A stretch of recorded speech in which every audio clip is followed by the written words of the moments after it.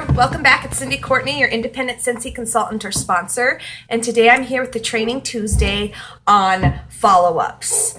Follow-ups are really important for your Scentsy business. It provides great customer service for your customers, and it's going to help you to get customers to reorder and to refer other people that they might know to you to buy from you and your business. I watched some training on follow-ups, and they were saying that around 80% of all customers who order through a direct sales company are not followed up with.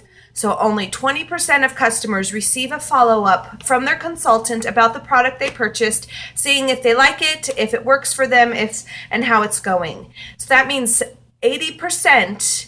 It's a huge number of people out there aren't being followed up with. Now I want you to think back the last time you bought from a direct sales company other than Scentsy and try to think, did the consultant follow back up with you? Did they ask you how you were liking the product and what you thought of the product, and if you were having any troubles? And if they had done this, or if they did do this, did this encourage you to repurchase from them and to stay loyal to them and have them be your consultant? Because studies also show that following up with your customers is going to create an awesome customer base, loyal customers who are going to return to you again and again because they know that you care about them, that you're checking up with them, and that you know what it is that they like about the product. So today I thought it would be important to share with you and just give you an idea of the follow-up system that I have been utilizing since January 1st of this year. I've been with Scentsy for a little over 3 years, so I've tried a bunch of different ways of following up with customers and being also organized with my order forms, the order forms that I have right here, and being organized with my order forms so that if I ever need to look through them or go through them or follow up with a customer, I have an easy way to do that. And honestly, following up has been one of my biggest downfalls in my business.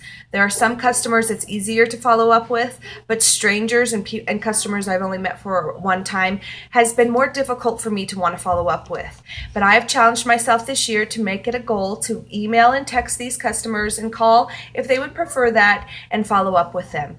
And there is one cool thing that you can use if you're like me and don't really like to talk to strangers or even talk on the phone in general. Talking on the phone is not my favorite thing to do. And that is it's an app you can get for your phone. It's called Slide Dial. And what you do is it allows you to call other cell phones and go straight to their voicemail without it ringing and they answer. It will just go straight to their voicemail. So if they give you a cell phone number, you can use Slide Dial, where you just put in the number and then you can leave a message. Hey, Cindy Courtney, checking back up with you and seeing how you like the bars that you got last week, and if you need and what you think of it. So it's an easy way to be able to do that and get more comfortable and make sure you are at least following up with your customers. That's one app that I do have on my phone and use quite often if I'm in a hurry or just don't even want to be talking on the phone. It's something that I like to use. Okay, and then another method that, as I've been researching, that I found a lot of consultants, and you may have heard it yourself if you watch the training on the Scentsy workstation, is a lot of people call it the 2-2-2 rule, but I've changed it a little bit to work for me. And what mine is the 1-1-3 rule. Now the 2-2-2 rule is 2 days, 2 weeks, 2 months to check back with them. And mine is the 1 week, 1 month, then 3 months to check back with them. It just works better for me and the way that I run my business. And the first week when I check back with them, all it is a courtesy call. I'm not trying to sell them anything. I just want to make sure that they got their product, that it's working for them, that it came with a light bulb if they got a warmer, that they like their scents. It's just questions like that.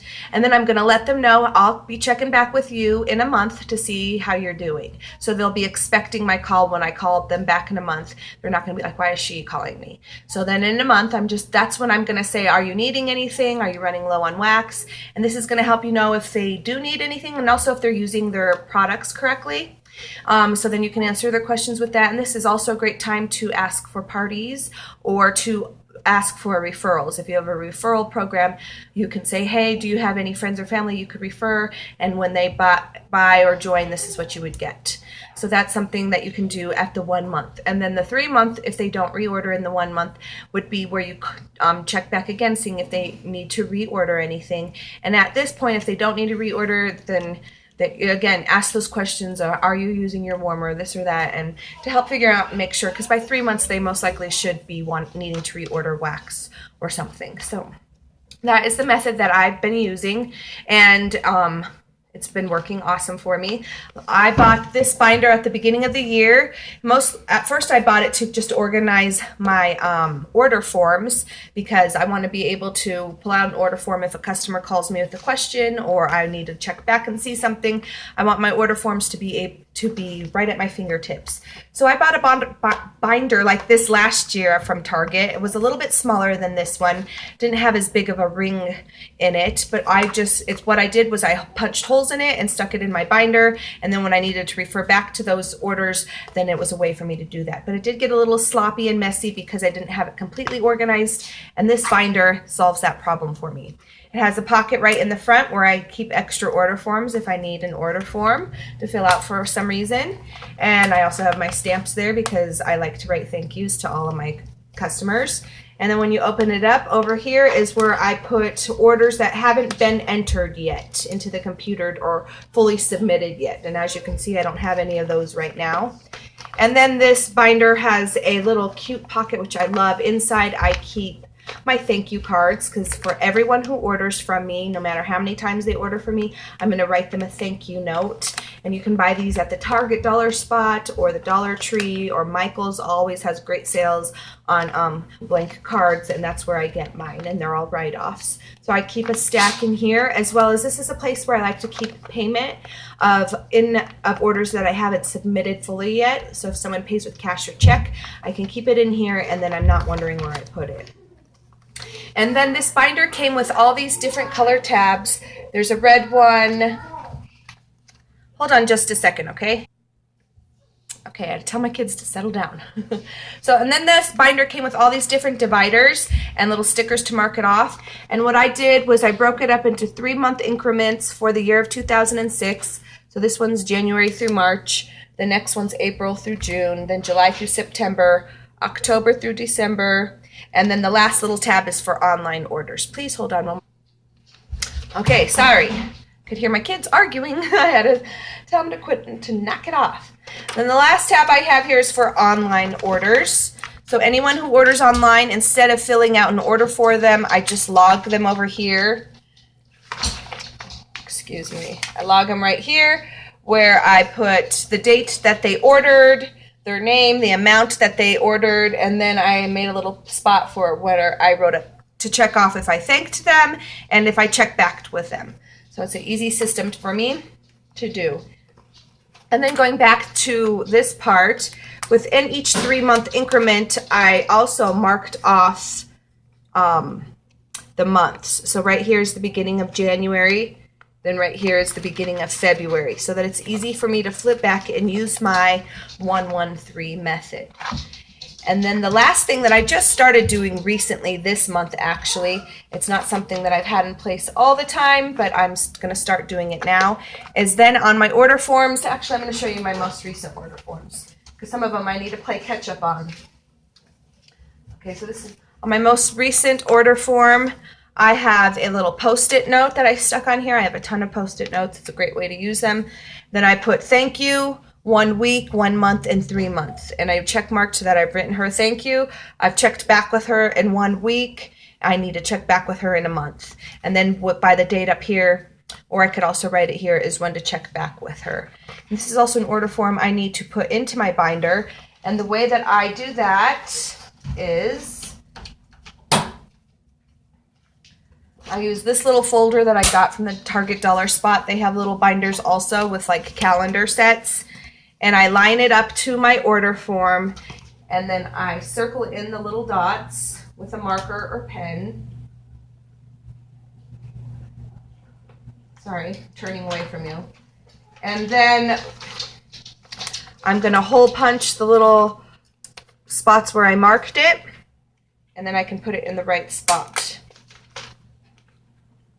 And I love this system. It's really helping me to stay organized and to check back with my customers, especially now this last month. I've really been making sure that I go back through and see who I need to check back with.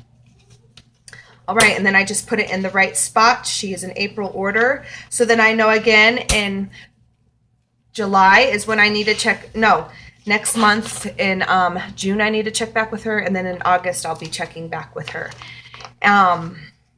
And then if some of these people have already reordered before the 1 month or 3 month has come back up, and what I do is I just take off the old Post-it note on their latest order and put a Post-it note on their newest order, or just write on the old Post-it note reordered, so that I know I don't need to check back with them about that particular order, but about the other order that they also have, if that doesn't get too confusing. All right, so as you can see, as you go on my Mondays, when I'm doing my customer check back day, I can just flip to the month I need to be in for 1 month, and then my phone number and all my information's up there where I can call them and then check mark off that I did call them. That is another thing that you really want to make sure that on your order forms, these are like gold, and they're going to give you all their information. This one's not a good example. Some of these aren't good examples because they're my repeat customers. But I like to highlight where I want them to fill out, especially for new customers. You want to get their email and address and phone number. The email so that they can get their monthly newsletter from you through email, and their phone number and address so you can mail them stuff and call them to check back with them. So you really want to encourage everyone to fill those out, or fill them out yourself at home parties. I know a lot of consultants who do that, who prefer that. So, all right. And then in the very back here, in the last pocket, are my orders that have been submitted and are on their way to being shipped to me. So I need a thank you written. I've already put their Post-it note on there, and then I know which ones I need to write a thank you note for. And I write a thank you note for everyone. This is just an example of a card I got at the Target dollar spot for $1. I think you get like 8 of them. It's blank inside, where I can just handwrite a thank you, a personal thank you for them. But if you want to make a postcard or a stamp or something, I do suggest writing a thank you. Try to think as a customer, what would I want my company to do for me that I'm buying from, to help me feel like they appreciate me and they love me and they want my business. So that's why I do write a thank you. And another thing that I've been doing is giving a little thank you package to everyone who orders. And I do need to make a new package for people who've ordered a second and third and fourth time, so they're not getting the same thank you package. But in this thank you package are some laundry samples and samples for our Velvet Hand Cream and the Grooms line. I want to make some counter cleaner samples. That's on my to-do list. And so this will introduce them into new products that they might not know we have, or what would need to try out before they buy. And so that's a good idea to do. I'm going to make a video, that's my next video, on those packages. So I hope my version of a check back system, follow-up system, and this binder is helpful for you. I bought this binder at Target. I don't know the measurements of it, but it was around $5.49. There are a few different prices inside and within this size, but I liked this one because of all the pockets and the dividers that it came with. So there are other ways to have a check back or follow-up system. It doesn't have to be exactly like this. If this doesn't work for you, then don't do it. Do something that works for you. You can research other ways to develop a system, or I can help you do that. But I highly, highly suggest that you spend time checking back with your customers. It's going to get them to rebuy from you, repurchase from you, and then bring in their friends and family as well, and your business will grow. I hope you have an awesome Tuesday, and until next time, have a sensational day. Bye.